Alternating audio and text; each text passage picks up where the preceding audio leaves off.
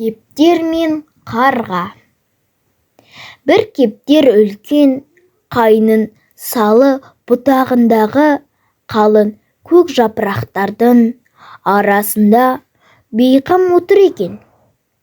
Ентіге жалпылдап жоғарғы жағындағы бұтаққа монтық қарға келіп қоныпты. Содан кейін мойнын бір жоғары бір төмен созылып, өңешін қырандай қарқылдай бастайды. Қарғаның барқылдақ даусынан кептердің құлағы бітіп, басы зеңіп, мазасы кетеді. Сонда да өзі білер деп үндемей шыдап бағады. Бірақ қарға қарқылдауын тоқтатпайды.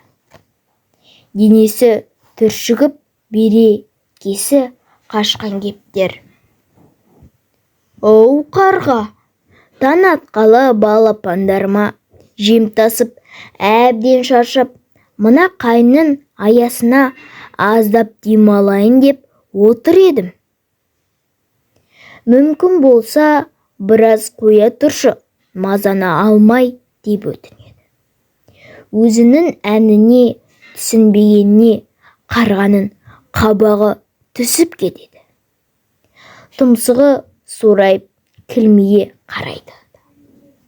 «Ей, осылай шаршап отырғанда көңіліңді көтерейін деп әдейі сайрап отырған жоқпын ба?» дейді.